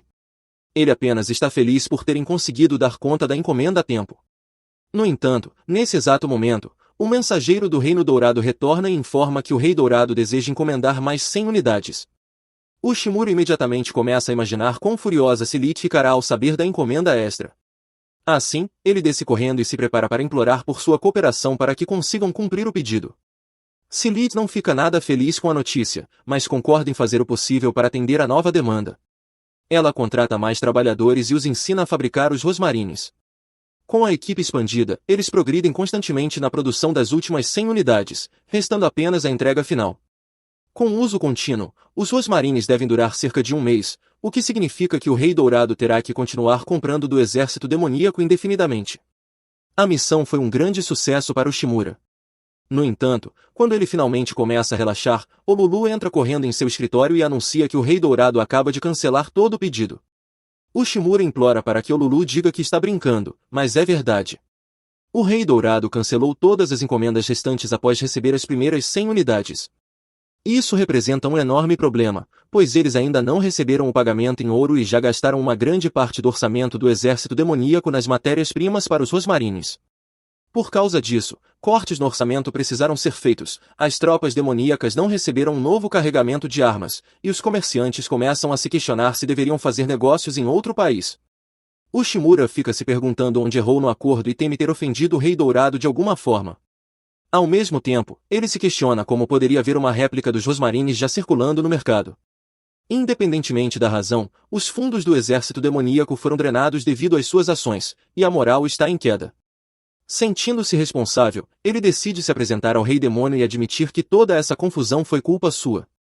O Rei Demônio, então, pergunta ao Shimura por que ele acha que é o culpado pela situação atual, então o Shimura explica que já sabia o quão egocêntrico e impaciente o Rei Dourado era, mas ficou tão feliz com as negociações bem-sucedidas que não considerou os riscos envolvidos. Ele diz que está disposto a aceitar qualquer punição que o Rei Demônio tenha para ele, mas o Rei Demônio não tem intenção de puni-lo. Ninguém pode esperar ter sucesso indefinidamente, por melhor que se planeje, às vezes as coisas simplesmente acontecem. Por isso, ele não culpa o Shimura pela situação. O que importa é que o Shimura aprenda com isso e use essa experiência para melhorar no futuro. O Shimura leva as palavras de encorajamento do Rei Demônio a sério. Assim, ele deixa a sala do trono e a primeira coisa que quer fazer é se desculpar formalmente com as pessoas afetadas pelo erro. Os primeiros da lista são as tropas sob o comando de Gnome, que tiveram o orçamento cortado, mas ele encontra Gnome no final da escadaria, e ela não parece nem um pouco brava com ele. Em seguida, ele vai até o quarto de Sid e tenta se desculpar com ela também, mas ela o interrompe e diz que está feliz por finalmente poder descansar agora que não precisa mais cumprir aquelas encomendas. O Shimura fica aliviado por ela não estar com raiva dele e sai, pensando em outras pessoas a quem poderia pedir desculpas. No entanto, de repente, ele é enfiado em um saco e arrastado para longe. Ele pensa que isso deve ter sido feito por alguém que quer vingança por todo o problema que ele causou, então, assim que consegue se libertar do saco, ele começa a se desculpar novamente. Porém, a pessoa que o sequestrou é o Mandra, e ela não está tentando se vingar, ela só queria compartilhar uma refeição com ele. Os dois se sentam juntos, e o Shimura pergunta se ela está tentando animá-lo. O Mandra fica toda atrapalhada, mas admite que era exatamente isso que estava tentando fazer. O Shimura agradece por sua consideração, e o Mandra percebe que pode ser o momento perfeito para fortalecer seu relacionamento com o Shimura, então ela começa a se aproximar dele. Mas, de repente, o Lulu aparece atrás dos dois, fazendo com que o Mandra se afaste apressadamente. O Lulu só queria oferecer frutas para os dois, mas, ao se aproximar, percebe que pode ter interrompido um momento especial entre eles. Mais tarde, naquela noite, o Lulu e o Mandra acabam dormindo. O Shimura cobre as duas para que não peguem frio e se sente grato por ter colegas como elas. Ninguém ali o condenou por seu fracasso, pelo contrário, todos tentaram animá-lo. Por isso, o Shimura decide que fará de tudo para garantir que o exército demoníaco se recupere. Ao mesmo tempo, vemos o Rei Dourado fechando um acordo pelos rosmarines mais baratos. Como essas versões são igualmente eficazes e custam apenas metade do preço, o Rei Dourado não hesitou em mudar de fornecedor. No entanto, ele fica curioso sobre como o Buda Galan conseguiu adquirir os rosmarines. Malion apenas sorri e responde que esse é um segredo comercial, o que significa que ele definitivamente fez algo ilegal. Agora que o Shimura aceitou a situação, ele começa a desenvolver contramedidas, e o primeiro passo é descobrir como os rosmarins falsificados inundaram o mercado. As falsificações foram presumivelmente criadas em menos de um mês, mas nada disso faz sentido para o Shimura, já que levaria anos para alguém fazer engenharia reversa nos rosmarins e descobrir como fabricá-los. A única explicação plausível é que alguém vendeu os rosmarins adquiridos do exército demoníaco sem permissão. O exército demoníaco distribuiu rosmarins por toda a nação, mas apenas para as áreas que sofrem ataques severos de monstros, e as pessoas dessas regiões não arriscariam sua segurança por um lucro rápido. De repente, o Mandra rompe no escritório de Ushimura e informa que os rosmarins distribuídos dentro do reino estão supostamente ineficazes. Agora ele tem mais de um problema para lidar. Ele e o Mandra vão até uma das aldeias que relataram a ineficácia dos rosmarins e encontram um local completamente devastado por feras mágicas. Nem o chefe da aldeia nem o Shimura entendem como algo assim poderia ter acontecido, já que os rosmarins deveriam manter todas as feras mágicas afastadas. Quando Shimura começa a cavar no chão para ver se há algo de errado com os rosmarins enterrados ali, ele descobre um grande problema: eles não estão lá. Ele e os outros verificam todos os pontos onde os rosmarins deveriam estar escondidos, e como esperado, cada um deles desapareceu.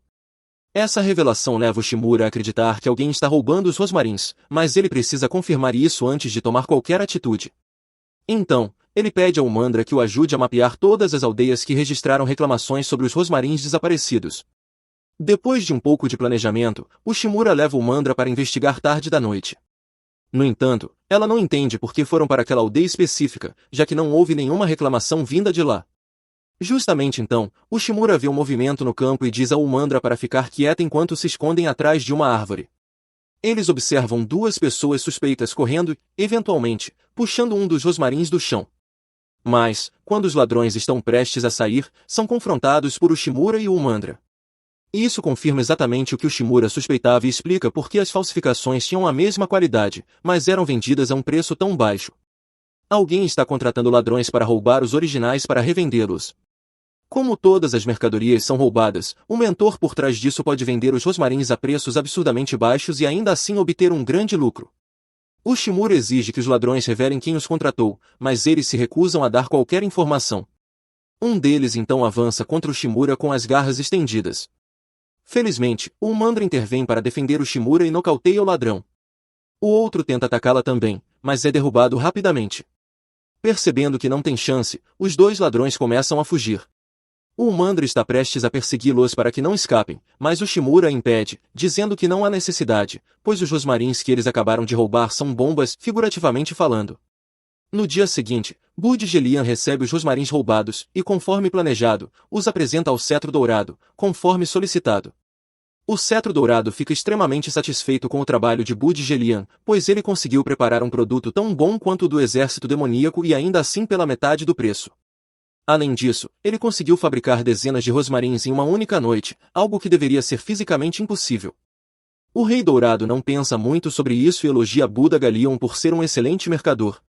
Buda Galion aceita os elogios, pois se orgulha de fazer o que for necessário para satisfazer seus clientes. Se ainda não estava claro, Buda Galion é um mercador muito rico, mas nada honesto. Ele ganhou sua fortuna comprando barato e vendendo caro, o que normalmente não seria tão ruim, mas a forma como conduz seus negócios é bastante duvidosa. Quando ouviu falar que o Reino Rampage estava firmando um contrato com o exército demoníaco, Buda Galion imediatamente viu isso como uma grande oportunidade de lucro rápido.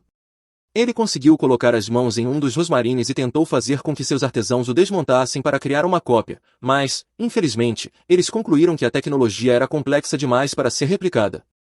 Assim, Buda Galion partiu para a próxima melhor opção, roubar os rosmarines diretamente do exército demoníaco. É claro que o que ele fez foi ilegal e imoral, mas enquanto conseguisse ouro, ele não se importava com os meios. Ele deixou o reino Rampage com sua carroça cheia de ouro e, alguns dias depois, voltou com mais rosmarines roubados para vender ao Rei Dourado. No entanto, para sua surpresa, ao se aproximar dos portões da cidade, foi parado pelos guardas. Eles o informaram de que o Rei Dourado havia emitido uma ordem para sua prisão. Assim, Buda Galion foi capturado e levado à sala do trono do rei. Sem entender a situação, Buda Galion perguntou ao rei por que havia sido trazido à força. O rei, então, pegou um dos rosmarines que Buda Galion havia lhe vendido anteriormente e o esmagou, porque era falso. Todos os rosmarines que ele trouxe eram falsificados, e o rei exigia uma explicação. Buda Galion não podia acreditar e tentou assegurar ao rei que tudo não passava de um mal-entendido, pois jamais tentaria vender mercadorias defeituosas para um homem como ele. Mas a paciência do Rei Dourado era mais curta que uma linha fina de cabelo, e Buda Galion não conseguiria escapar dessa apenas com palavras. Para piorar sua situação, havia outra pessoa presente que queria dizer algo. Das sombras, o Shimura surgiu e se apresentou a Buda Galion. O mercador ficou ainda mais nervoso, pois já ouvirá os rumores sobre o Shimura, o general do exército demoníaco, e sabia que ele era absolutamente aterrorizante. Dizia-se que o Shimura possuía o poder de subjugar minotauros e outros seres poderosos e que, em poucos meses, havia realizado feitos impressionantes. Sem dúvida, ele era o homem mais temido do exército demoníaco, o que fez Buda Galion entrar em pânico sobre o que o Shimura faria com ele. O Shimura começou a falar, explicando que recentemente alguém vinha roubando os rosmarines do exército demoníaco, e ele tinha motivos para acreditar que Buda Galion era o responsável. Para acabar com os roubos, o Shimura elaborou um plano: criar uma réplica perfeita dos rosmarines. A aparência era idêntica à de um verdadeiro, mas o objeto não tinha qualquer funcionalidade real. O design era tão impecável que nem mesmo Khan conseguiu perceber que era uma falsificação, e o Shimura devia isso a Silith, que havia criado o design perfeito. Quando percebeu que os rosmarines estavam sendo roubados, o Shimura procurou Silith para pedir sua ajuda na criação das réplicas. Inicialmente, Silith recusou, pois algo assim exigiria muito trabalho, mas o Shimura parecia desesperado, então ela aceitou com uma condição: queria um bolo em troca de seu serviço. Depois que Silith terminou de fabricar os rosmarines falsos, o Shimura utilizou o mapa da vila e tentou descobrir qual seria o próximo alvo dos ladrões e chegou lá antes do tempo para armar uma armadilha. Como esperado, os ladrões apareceram e roubaram os falsos rosmarines. No entanto, algo estranho aconteceu: Buda Galion estava em posse desses mesmos falsos rosmarines. Buda Galion percebeu que estava completamente arruinado, pois tudo isso fazia parte do plano de Den para expô-lo, e ele estava fazendo isso na frente do próprio Rei Dourado. Não havia nenhuma chance de Buda escapar. Por mais que tentasse pensar em uma saída, suas chances de sobrevivência eram mínimas. Sem opções, Buda Galion recorreu ao seu último recurso e começou a implorar por sua vida. Ele pediu desculpas ao rei por suas ações, dizendo que só havia roubado os rosmarines para oferecer ao rei o melhor negócio possível, alegando que não sabia que era errado. Ele sabia o quão tola sua justificativa parecia, mas não importava, desde que o rei poupasse sua vida. Infelizmente para Buda Galion, misericórdia não era uma das virtudes do rei. Sem hesitar, ele declarou que Buda Galion seria condenado à morte. Utilizando seus poderes, o rei criou uma jaula de relâmpagos ao redor de Buda Galion e soltou um de seus jacarés do teto, preparando um lanche da tarde. Buda Galion gritou de terror ao ver o jacaré faminto se aproximando. Enquanto o animal o atacava lentamente, ele tentou fugir, mas não havia para onde correr. O desespero começou a tomar conta dele ao perceber que sua morte era inevitável. Seu último pensamento antes de morrer foi sobre seus filhos e como não poderia mais cuidar deles. Porém, no momento em que o jacaré estava prestes a mordê-lo, o Shimura utilizou seu dispositivo mágico pessoal para lançar uma bola de fogo contra o animal. O rei ficou furioso com a interferência de Shimura em sua execução. Ele permitirá que o Shimura estivesse presente para apresentar seu caso contra Buda Galion, mas isso não lhe dava o direito de interferir nos assuntos do Estado. O rei perguntou ao Shimura se ele estava disposto a assumir a responsabilidade por suas ações. O Shimura respondeu que tinha uma boa justificativa para o que fez e pediu ao rei que o ouvisse. O rei, ainda mais irritado, invocou seus dragões gêmeos de relâmpago, mas, curioso, decidiu permitir que o Shimura falasse antes de agir. Ushimura deixou claro que não estava interferindo por se importar com Buda Galion, mas sim pelo bem do próprio Rei Dourado. Ele argumentou que, se Buda Galion morresse, isso levaria ao colapso do reino Rampage. O rei não conseguia entender como um único comerciante desonesto poderia ser tão importante. No entanto, quando Ushimura mencionou o pó laranja, o rei ficou atento. O reino Rampage foi fundado graças às suas minas de ouro e continuou a prosperar desde então. Porém, nos últimos anos, a quantidade de ouro extraído havia diminuído. Para maximizar a extração de ouro dos minérios, utilizava-se o pó laranja. Ao aplicar magia sobre ele, era possível separar exclusivamente o ouro da terra. E a pessoa responsável pela importação do pó laranja era Buda Galion. Ushimura disse ao rei que não podia matá-lo. Mesmo assim, o rei ainda não via a importância de Buda Galion, pois acreditava que poderia simplesmente colocar outro comerciante no comando das importações. Ushimura, porém, explicou que isso não era possível. O pó laranja era obtido do país de Toki, e devido às diversas guerras civis ocorridas lá, Toki havia restringido completamente a exportação do material, tornando impossível para um novo comerciante conseguir alguma quantidade. No entanto, Budig Galan conseguiu sobreviver, mas ele é uma exceção à regra. Ele se pergunta como Ushimura poderia saber tanto sobre ele, então Ushimura explica que estava investigando o pó laranja há um tempo, tentando descobrir se poderia usá-lo para fabricar ouro para o exército demoníaco. No entanto, isso acabou sendo impossível para ele. Voltando a Boalan, durante uma das guerras civis em Toki, a população estava ficando sem comida e suprimentos, pois nenhum país os apoiava e todos os comerciantes haviam fugido. No entanto, Budig Galan continuou negociando em Toki, mesmo quando a cidade se tornou uma zona de guerra ativa. Graças a isso, a economia de Toki conseguiu sobreviver à guerra. É por isso que Toki e vários outros países estão em dívida com Budig Galan, o que lhe garantiu permissão especial para negociar certos produtos restritos, mesmo que alguns de seus métodos sejam duvidosos. Ushimura acredita que seria um desperdício matar um comerciante tão talentoso quanto Budig Galan. A argumentação de Ushimura é convincente, então o rei desfaz sua adaga de relâmpago, mas ainda não entende por que Ushimura está se esforçando tanto. Afinal, mesmo que Budig Galan fosse morto e o reino Rampage colapsasse, isso não teria nada a ver com o exército demoníaco. Além disso, Budig Galan roubou diretamente do exército demoníaco, tornando-se um problema para eles. Porém, Ushimura não entende por que o rei está tão confuso, pois, para ele, é natural ajudar alguém em apuros. Tanto Budig Galan quanto o rei ficam chocados com a inocência de Ushimura, a ponto de o rei cair na gargalhada e não conseguir se conter.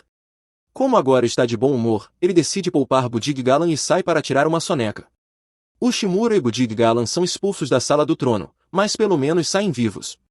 Budig Galan continua desconfiado de Ushimura, pois nenhum homem comum faria o rei rir tanto, então supõe que tudo fazia parte do plano de Ushimura.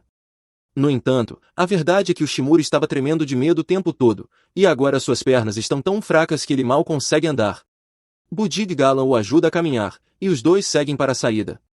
Enquanto saem, Olulu aparece junto com todos os ladrões que trabalhavam para Budig Galan. Mas, para a surpresa de Ushimura, esses ladrões não são apenas subordinados, eles são, na verdade, os filhos de Budig Galan. As garotas ficam aliviadas ao vê-lo são e salvo, pois tinham certeza de que o rei o mataria quando descobrisse a verdade. Embora esteja feliz em vê-las, Budig Galan não entende por que elas estão ali. Olulu explica que Ushimura mandou procurar as garotas e trazê-las até Budig Galan. Depois do incidente em Shimu com Budig Galan, Ushimura fez uma pesquisa sobre ele. A princípio, o comerciante parecia apenas um vigarista. No entanto, ao investigar mais a fundo, Ushimura descobriu que Budig Galan havia acolhido várias crianças órfãs da guerra e as criado como seus próprios filhos.